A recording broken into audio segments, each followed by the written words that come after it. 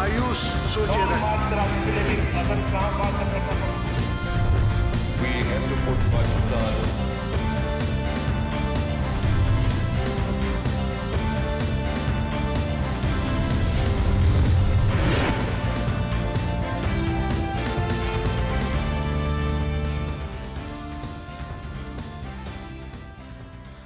Memo gate की आज़ादाना तहकीकात हो, सुप्रीम कोर्ट ऑफ पाकिस्तान ने कमीशन कायम कर दिया।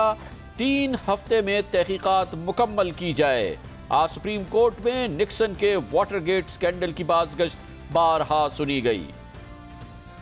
हुकूमत ने और पाकिस्तान पीपल्स पार्टी ने मिलकर आज सुप्रीम कोर्ट के अहकामात को मुस्तरद किया और आज के अहकामात को शदीद और कड़ी तनकीद का निशाना बनाया है। सिर्फ मेमो गेट ही नहीं, हुकूमत के सर पर और तलवारें भी लटक रही हैं। स्विस केसेस पर भी हुकूमत को हरकत में आना है और करप्शन से आलूदा किराए के बिजली घरों का फैसला भी आने को है।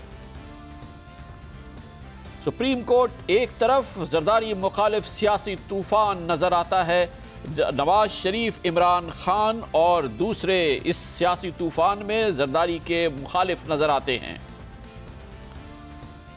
अमरीकी हमले के बाद अब कुछ बाअसर अमरीकी समझदारी की बातें भी करते नजर आते हैं। दिन भर की अहम तरीन खबरों, तबसरों और तज्जियों के साथ आप देख रहे हैं प्रोग्राम आज कामरान खान के साथ। अस्सलाम वालेकुम, मैं हूं कामरान खान। आज से 3 हफ्ते के अंदर मेमो गेट की तहकीकात होगी और इसका नतीजा क्या निकलेगा, इसके बारे में सियासी मुबस्सिरीन जवाब ढूंढने की कोशिश कर रहे हैं और तारीख के वर्क पलट रहे हैं। निक्सन का वाटरगेट स्कैंडल, कहीं ये पाकिस्तान में मेमो गेट स्कैंडल जरदारी का मेमो गेट ना बन जाए।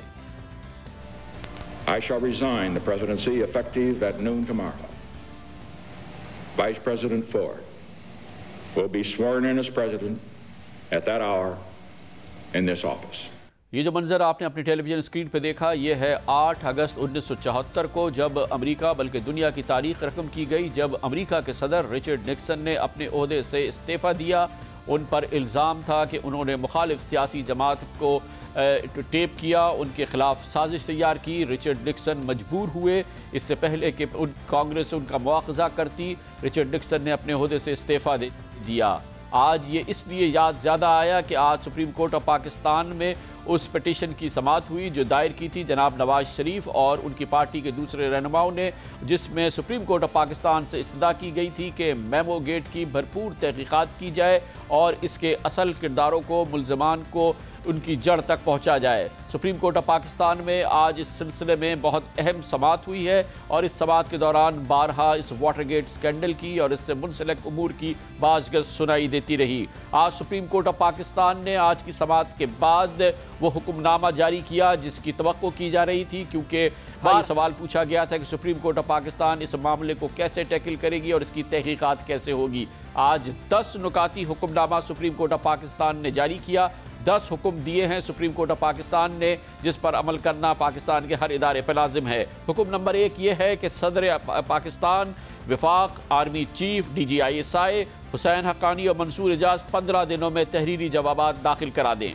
दूसरा हुक्म है मेमो स्कैंडल के शवाहिद जमा करने के लिए तहकीकात और तफ्तीश शुरू की जाए। तीसरा हुक्म है तारिक खोसा से राय लेकर उनकी सरबराही में तहकीकाती कमीशन बनाया जाए। तारिक खोसा अपनी मावनत के लिए तफ्तीशी टीम भी तश्कील दें।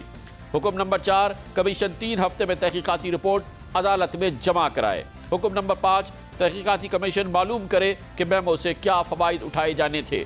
हुक्म नंबर 6, सेक्रेटरी कैबिनेट की जानिब से तारिक खोसा को तमाम सहूलियात फराहम की जाएँ। हुक्म नंबर 7, तारिक खोसा पर मुश्तमिल कमीशन तफ्तीश के लिए बैरून मुल्क भी जा सकेगा। हुक्म नंबर 8, तारिक खोसा कमीशन के अखराजात कैबिनेट डिवीजन, दाखिला, खारजा और दिफा की वजारतें उठाएंगी। हुक्म नंबर 9, हुसैन हक्कानी के मुल्क से बाहर जाने पर पाबंदी होगी। हुक्म नंबर 10, हुसैन हक्कानी कमीशन की मावनत करेंगे। ये वो मामला है जो कि अब इस कमीशन के सामने होगा। पाकिस्तान के इंतहाई पेशावर, ईमानदार, नेक नाम अफसर, साबिक डायरेक्टर जनरल FIA तारिक खोसा की सरबराही में ये कमीशन कायम किया गया है। याद रहे कि तारिक खोसा पाकिस्तान पुलिस सर्विस के वो नामवर और इंतहाई इज्जत वाले ऑफिशियल हैं जिनके पूरे कैरियर के दौरान कभी भी उनके हवाले से एक उंगली भी नहीं उठाई गई। वो ही नहीं बल्कि उनका पूरा घराना इंतहाई नामवर और उनकी बेपनाह इज्जत है। तारिक खोसा को, जो कि अब रिटायर्ड है, इंडिपेंडेंट पोजीशन में है, इस कमीशन का सरबराह भी बनाया गया है और उनको इस बात की इजाज़त भी दी गई है कि वो जिसको चाहें अपने इस कमीशन में शामिल कर लें। सबसे अहम काम जो इस कमीशन के ज़िम्मे होगा, अव्वलीन तो ये होगा कि इस मेमो की सदाकत को जांचा जाए, देखा जाए कि ये कितना सच्चा है, और उसके बाद जो मामला जिसकी वजह से इस मेमो गेट के असरात कहीं दूर तक फैल सकते हैं, वो मामला ये है कि अगर हुसैन हक्कानी ने ये मेमो लिखवाया तो उन्हें किस तरह से ऊपर की इस सिलसिले में आशीर्वाद हासिल थी, क्योंकि मंसूर एजाज जिनके ज़रिए मेमो का ये स्कैंडल सामने आया है वो बारहा दो टोक अंदाज में कह चुके हैं कि उन्होंने ये पैगाम जब अमेरिका के कौमी सलामती के साबिक मशीर जनरल जेम्स जोन्स के हवाले किया कि वो उसे अमेरिकी अफवाज के सरबराह एडमिरल मलन तक पहुंचा दें, तो उन्हें इस बात का यकीन था कि ये पैगाम दरअसल सदर आसिफ अली जरदारी की जानिब से है और इसकी यकीन दहानी मंसूर एजाज को हुसैन हक्कानी ने कराई थी। मंसूर एजाज ने ये बात दो टोक अंदाज में हमारे प्रोग्राम में भी की और उन्होंने कहा था कि उन्हें बताया गया था कि इसके लिए जो इजाज़त दी गई है, जो इसकी मंशा है, उसके पीछे सदर ममलिकत खुद हैं। We have the boss's approval or not?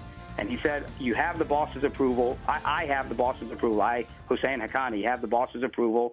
Go ahead. Now, I cannot know whether what he meant by that was I have the boss's power of attorney to do whatever I want, or whether I have the boss's approval on the specific language of this memorandum. But what I sent to General Jones was that this, memorandum, as I understand it, in my cover note to him in the email, I said, as I understand it, this memorandum has the approval of the President of Pakistan. Mansoor Ejaz कहते थे कि जब मैंने ये memo दिया general James Jones को तो मैंने उनसे कहा कि इसकी अप्रूवल सदर ममलिकत की जानिब से हासिल की गई है, पाकिस्तान के सदर की ये इसमें मंशा शामिल है। ये बहुत अहम सवाल है। इसी कमीशन ने यह भी जांचना है कि हुसैन हक्कानी झूठ तो नहीं बोल रहे थे और क्या वाकई उन्होंने मुल्क के साथ ये गद्दारी तो नहीं की। हुसैन हक्कानी कहते हैं कि उन्होंने किसी सूरत में मुल्क के साथ गद्दारी नहीं की है। हमारे ही प्रोग्राम में जनाब हुसैन हक्कानी ने इस सिलसिले में एक बड़ी पुरअसर अपील भी की थी। पाकिस्तानी के लिए इससे बड़ी कोई तकलीफ नहीं हो सकती कि उसको गद्दार करार दिया जाए। मेरी वालदा पाकिस्तान के अस्करी कब्रिस्तान में दफन है। मेरे बाप ने पाकिस्तान की फौज की खिदमत सर अंजाम दी है। मेरे भाई ने पाकिस्तानी फौज में खिदमत अंजाम दी है। मेरे कुछ सियासी ख्यालात जरूर हैं, लेकिन उनकी बुनियाद पे मुझ पर गैर मुहिब वतन होने का इल्जाम लगे, इससे मुझे बड़ी बड़ी तकलीफ हुई है। सबसे अहम मामला है वो मेमो, और मेमो में वो चीज़ें जो कि अमरीकी हुकूमत तक मुबैना तौर पर पहुँचाई गई थी कि अगर पाकिस्तान की फ़ौजी क़यादत को तब्दील कर दिया जाता है तो हुकूमत एक कौमी सलामती की कमेटी बनाएगी, एक टीम बनाएगी जिसमें मुबैना तौर पे जनाब हुसैन हक्कानी उस कौमी सलामती के मुशीर होंगे, सदर पाकिस्तान के, और ये टीम पाकिस्तान में बड़ी तब्दीलियाँ लाएगी कौमी सलामती के महाज पर। 6 नुकात पेश किए गए थे मुबैना तौर पे इस मेमो में, जो कि सबसे ज़्यादा उसकी अहमियत है, सबसे ज़्यादा लर्ज़ाखेज़ हैं वो यकीन दहानियाँ जो पाकिस्तान की जानिब से, पाकिस्तान की शख्सियात की जानिब से मुबैना तौर पे अमरीकी हुकूमत को कराई गई थी। इन 6 नुकात में कहा गया था, नंबर 1, पाकिस्तान की जानिब से उसामा बिन लादेन और अल-कायदा के दीगर सीनियर रहनुमाओं को पनाह और ताउन फराहम करने के इल्ज़ामात के हवाले से सदर पाकिस्तान आज़ाद तहकीकात का हुक्म जारी करेंगे। 9/11 कमीशन की तर्ज पर वाइट हाउस तहकीकाती पैनल के लिए खुद मुख्तार तफ्तीशी अफसरान का नाम तजवीज़ कर सकता है। दूसरा मेमो का पॉइंट था, तहकीकात मुकम्मल आज़ादी और ज़िम्मेदारी के साथ की जाएगी, जिसके नतीजे में ऐसे हक़ाइक़ सामने आएंगे जो अमरीकी हुकूमत और अमरीकी अवाम के लिए ठोस हैसियत रखेंगे। ये तहकीकात उसामा बिन लादेन को पनाह और ताउन देने वाले ऐसे अनासिर को बेनकाब करेंगी जो पाकिस्तानी हुकूमत के सिविलियन, इंटेलिजेंस और फ़ौजी हलकों में मौजूद होंगे या उनके करीब होंगे। ये बात यकीनी है कि मुतल्लिका हुकूमती दफातर और एजेंसियों में मौजूद ऐसे सरगर्म अफसरान जो उसामा बिन लादेन की हिमायत या इयानत के ज़िम्मेदार होंगे, उनको फौरी बरतरफ कर दिया जाएगा। ये यकीन दहानी भी कराई गई कि कौमी सलामती की नई टीम ऐसी पॉलिसी नाफिज करेगी जिसकी मदद से अयमन अल जवाहरी, मुल्ला उमर और सिराजुद्दीन हक्कानी समेत पाकिस्तानी सरजमीन पर मौजूद अल-कायदा या दीगर दहशतगर्द ग्रोहों की बची खुची क़यादत को अमरीका के हवाले कर दिया जाएगा। इसके अलावा ऐसे अनासिर को पाकिस्तानी सरजमीन पर गिरफ्तार या हलाक करने करने के लिए अमरीकी अफवाज को जरूरी कार्रवाई करने की मंजूरी भी दी जाएगी। अमरीका को हासिल मुकम्मल इख्तियार की गारंटी सियासी खतरों से खाली नहीं होगी, लेकिन ये कदम हमारी सरजमीन को बुरे अनासिर से पाक करने के लिए कौमी सलामती की नई टीम के अज़म को जाहिर करेगा। मिलिट्री इंटेलिजेंस एस्टेब्लिशमेंट को सबसे ज़्यादा खदशा या खौफ यह है कि आपकी यानी कि अमेरिका की स्टेल्थ टेक्नोलॉजी के बाइस पाकिस्तान की फ़िज़ाई हुदूद में आज़ादाना आने जाने की सलाहियत के बाइस पाकिस्तान के जौहरी असासे अब असल हदफ हैं। कौमी सलामती की नई टीम पाकिस्तानी हुकूमत की मुकम्मल हिमायत के साथ जौहरी प्रोग्राम के लिए काबिल कबूल फ्रेमवर्क बनाने के लिए तैयार है। इस कोशिश की इब्तिदा साबिका फौजी दौर में की गई थी, जिसके नताइज काबिल कबूल थे। हम इस पर काम शुरू करने के लिए तैयार हैं और इस अंदाज में कि पाकिस्तान की जौहरी असासे मजीद शफाफ और ठोस तरीक़ाकार में आ जाएँ। 5वें नंबर पर यह यकीन दहानी कराई गई कि कौमी सलामती की नई टीम ISI के सेक्शन S को ख़त्म कर देगी, जिस पर तालिबान और हक्कानी नेटवर्क वगैरह से ताल्लुकात का इल्ज़ाम है। इससे अफगानिस्तान के साथ ताल्लुकात में ड्रामाई बेहतरी आएगी। आखिरी पॉइंट जिसकी यकीन दहानी कराई गई मुबैना तौर पर कौमी सलामती की नई टीम की रहनुमाई में हम मुंबई हमलों के जिम्मेदारों के खिलाफ कार्रवाई के लिए भारतीय हुकूमत से ताउन के लिए तैयार हैं। इंटेलिजेंस एजेंसियों समेत तमाम जिम्मेदार अफराद, चाहे गैर सरकारी हों या सरकारी, उनको ठोस शवाहिद की बुनियाद पर भारतीय सिक्योरिटी फोर्सेज के हवाले कर दिया जाएगा। पाकिस्तान को इंतहाई गैर मामूली सूरत हाल का सामना है। हम जमहूरी निज़ाम खित्ते और जमहूरी निज़ाम हुकूमत और खित्ते में भारत और अफगानिस्तान के साथ बेहतर ताल्लुकात बनाने पर यकीन रखते हैं। हमें अपने और आपके मफादात के खिलाफ सब बंद कुव्वतों को उनकी हुदूद में रखने के लिए अमरीकी इमदाद की ज़रूरत है। हम आपको ये मेमो अपनी हिमायत के साथ सदर पाकिस्तान की तरफ से तश्कील दी जाने वाली कौमी सलामती की नई टीम के अरकान के तौर पर पेश कर रहे हैं। ये है वो मेमो जिसने तबाही मचाई है, जिसने इतना बड़ा तूफान खड़ा किया है। इंतहाई अहम बात यह है कि इस मेमो की जो रूह है वो इससे पहले भी 2 बार सामने आ चुकी है। मिसाल के तौर पे कैरी लूगर बिल के अंदर यही बात दूसरे अंदाज से शामिल की गई थी। इसमें कहा गया था अमेरिका हर साल बाकायदा रिपोर्ट जारी करेगा कि हुकूमत पाकिस्तान किस हद तक फ़ौज पर मौसर सिविलियन कंट्रोल का इतलाक़ कर पाई है, जिसमें ये तफसीलात भी मौजूद होंगी कि फ़ौजी बजट की मंजूरी, चेन ऑफ कमांड, सीनियर फ़ौजी अफसरान की तरक्की के अमल, स्ट्रेटेजिक हिकमत अमली और मुशावरत में सिविलियन शराकत दारी और सिविल इंतज़ामिया में फ़ौजी असर रसूख के तयन के मामलात की सिविलियन क़यादत और पार्लियामेंट किस हद तक निगरानी कर पाई है। इससे पहले भी एक बहुत अहम बात हुई थी, वो भी इसी से जुड़ी नज़र आती है और वो 28 जुलाई 2008 का कैबिनेट डिवीजन का वो नोटिफिकेशन है, जिसमें कहा गया था कि ISI और इंटेलिजेंस ब्यूरो 1973 के आइन के मुताबिक पहले वज़ीर आज़म को अपनी रिपोर्ट पेश करते थे। ताहम अब ये दोनों इदारे मुकम्मल तौर पर वजारत दाखिला के मातहत काम करेंगे और वजारत दाखिला ही को रिपोर्ट करेंगे और इन अहकामात पर फौरी अमल दरामद होगा। ये वो उमूर हैं जिसकी तहकीकात करनी है तारिक खोसा कमीशन ने। हुकूमत ने आज उनको मुस्तरद किया है। सबसे अहम बात यह है कि आज सुप्रीम कोर्ट ऑफ पाकिस्तान में इस केस की समाअत के दौरान 12 वाटरगेट स्कैंडल की बातचीत होती रही है। अदालती तबसरे भी सिलसिले में हुए हैं। चीफ जस्टिस साहब ने कहा कि रिचर्ड निक्सन के वाटरगेट स्कैंडल समेत तमाम मुख्तलिफ मिसालें हमारे सामने हैं। इस मामले में केस लॉ भी हमारे सामने है। उन्होंने कहा कि निक्सन का केस अमरीकी सुप्रीम कोर्ट में पेश हुआ था तो निक्सन ने इस्तिस्ना का मामला उठाया था। चीफ जस्टिस साहब ने फरमाया कि अमरीकी सुप्रीम कोर्ट ने निक्सन से टेप्स लेने और शहादतें इकट्ठे करने का हुक्म दिया था। उन्होंने याद दिलाया कि तमाम मामला सामने आने पर निक्सन ने मुआवजे के सामना करने के बजाय इस्तीफा दे दिया था। जस्टिस जवाद एस ख्वाजा ने कहा कि रिचर्ड निक्सन के बारे में अमरीकी सुप्रीम कोर्ट ने तफ्तीश की तो टेप में मतलूबा रिकॉर्डिंग मौजूद नहीं थी। उन्होंने कहा कि इस टेप में टेम्परिंग की बात की अमरीकी जज ने नोट की थी। उन्होंने कहा कि वाटरगेट स्कैंडल में खुसूसी प्रोसिक्यूटर कायम हुआ था। आज पाकिस्तान में भी खुसूसी प्रोसिक्यूटर कायम हो गया है। हुकूमत को 10 अहकामात है जो सुप्रीम कोर्ट ऑफ पाकिस्तान ने दिए हैं, लेकिन आज हुकूमत ने पाकिस्तान पीपल्स पार्टी ने एक गैर मामूली रद्द-ए-अमल में इन तमाम अहकामात को मुस्तरद कर दिया है। किस अंदाज से किया है, पीपल्स पार्टी क्या कहती है, ये हम आपको बताएंगे एक छोटे से कमर्शियल ब्रेक के बाद।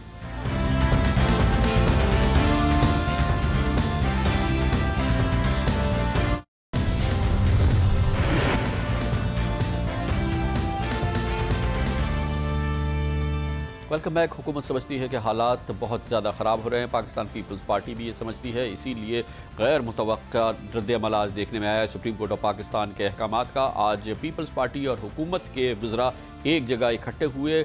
मकाम था प्रेस इंफॉर्मेशन डिपार्टमेंट यानी कि सरकारी इदारा। वहाँ पे पाकिस्तान पीपल्स पार्टी की जानिब से जनाब बाबर अवान ने प्रेस कॉन्फ्रेंस से खिताब किया। उनके साथ वफाकी वज़रा भी मौजूद थे और पाकिस्तान पीपल्स पार्टी के दूसरे अहम रहनुमा। इस मुश्तरका रद्द अमल में पाकिस्तान पीपल्स पार्टी ने हुकूमत ने सुप्रीम कोर्ट ऑफ पाकिस्तान के फैसलों को मुस्तरद किया, इंतहाई सख्त अल्फाज इस्तेमाल किए, यहाँ तक कहा कि सुप्रीम कोर्ट ऑफ पाकिस्तान को पता ही नहीं था कि वो कमीशन बनाने का हुक्म जारी कर सकती है। इसके लिए जनाब बाबर अवान ने उर्दू अंग्रेजी में मिला के कहा,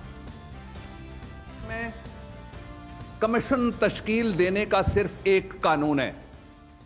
late me make this clear without any fear of contradiction, there is only one piece of legislation in Pakistan under which a commission can be constituted, and that empowers only one institute, only one organ, only one limb of the trichotomy of power, which is the executive authority to appoint a commission. आपने देखा कि supreme Court of Pakistan की इस bench के खिलाफ जनाब बाबर अवान ने फैसला दे दिया। उन्होंने कहा कि सुप्रीम कोर्ट ऑफ पाकिस्तान को इख्तियार ही नहीं था और सुप्रीम कोर्ट ऑफ पाकिस्तान के खिलाफ दो टोक फैसला दिया जनाब बाबर अवान ने। इस प्रेस कॉन्फ्रेंस में अब क्या किया जाए जब सुप्रीम कोर्ट ऑफ पाकिस्तान के फैसले के खिलाफ फैसला शख्सी तौर पर जनाब बाबर अवान दे चुके हैं। उन्होंने ये भी कहा कि सुप्रीम कोर्ट ऑफ पाकिस्तान को इख्तियार नहीं था और इस मामले में भी सही तौर पर नहीं किया गया। हुसैन हक्कानी को एग्जिट कंट्रोल लिस्ट पर यानी कि बैरून मुल्क पर जाने की पाबंदी सुप्रीम कोर्ट ऑफ पाकिस्तान ने उसके लिए सही तरीक़ाकार नहीं अपनाया, कानून को सामने नहीं रखा। एक और गलती सुप्रीम कोर्ट ऑफ पाकिस्तान की आज के इस पर बाबर अवान साहब ने फैसला दिया और कहा, उस शख्स को भी मौका नहीं दिया गया कि आओ तुम अपनी बात कर लो। और आपको पता है कि आईन के अंदर freedom of movement, B it with in the limits of this country or it is transnational, is a fundamental right. How a fundamental right of a person be suspended without affording him or her, as the case may be, an opportunity of hearing in due course, which is now another fundamental right in terms of Article 10A of the Constitution. जनाब बाबर अवान ने कहा कि supreme Court of Pakistan ने हुसैन हक्कानी से क्यों नहीं सुना इससे पहले कि पाबंदी लगाई जाए कि वो मुल्क से बाहर नहीं जा सकते। लेकिन बाबर अवान साहब ने ये नहीं बताया कि पिछले 3.5 साल पौने 4 साल के दौरान जिन सैकड़ों पाकिस्तानियों को वज़ारत दाखिला ने एग्जिट कंट्रोल लिस्ट पर शामिल किया, जिनके पाकिस्तान के बाहर जाने पर पाबंदी लगाई गई, क्या उनके बुनियादी हुकूक का तहफ़्फ़ुज़ किया गया था? क्या उनको बुला के पहले पूछा जाता था कि हम आपको बाहर जाने पर पाबंद कर रहे हैं, हम आपको एग्जिट कंट्रोल लिस्ट में शामिल कर रहे हैं? क्या किसी भी एक शख्स को जिसको ECL में पिछले कई 3 सालों के दौरान शामिल किया गया, क्या उसके साथ वही तरीक़ाकार किया गया जो आज जनाब Babar Awan Supreme Court of Pakistan को डिक्टेट करा रहे थे? पाकिस्तान के पुलिस के इंतहाई ईमानदार बाइज़्ज़त प्रोफेशनल ऑफिसर रहे हैं तारिक खोसा और पाकिस्तान पुलिस सर्विस के वो तमाम ऑफिशियल जो उनको ज़ाती तौर पे जानते हैं वो उनकी ईमानदारी की कसम खाते हैं। सुप्रीम कोर्ट ऑफ पाकिस्तान ने आज उन्हें इस कमीशन का सरबरा बनाया, लेकिन जनाब बाबर अवान ने न सुप्रीम कोर्ट को बख्शा, ना जनाब तारिक खोसा को और ना ही उनके ख़ानदान को। एक भाई पंजाब सरकार का चीफ सेक्रेटरी, उनका खुसूसी कारिंदा, उनका दस्ते रास और उनके कहने के मुताबिक आर फैमिली मेंबर। दूसरे भाई, let me say that with utmost respect, is an honorable sitting judge in the Supreme Court of Pakistan, and People's Party and the government of the peoples and Babar Awan has lot of respect for him. लेकिन कौन नहीं जानता कि उनके ससुर ने शहीद कायदे अवाम को अदालती तौर पे कत्ल कर रखा है। और उसके साथ तीसरी बात, जनाब ये खोसा साहब तो वही है जिनको रिटायरमेंट से पहले मर्जी की जगह पे इस गवर्नमेंट ने नहीं लगाया था। ये इंसाफ करेंगे, ये इंसाफ करेंगे। बायस जिनके खानदान तक फैला हुआ वो इंसाफ कर देंगे। सबसे बड़ा जुर्म जनाब तारिक खोसा का ये बताया कि उनके भाई चीफ सेक्रेटरी हैं, उनके दूसरे भाई सुप्रीम कोर्ट ऑफ पाकिस्तान के जज हैं।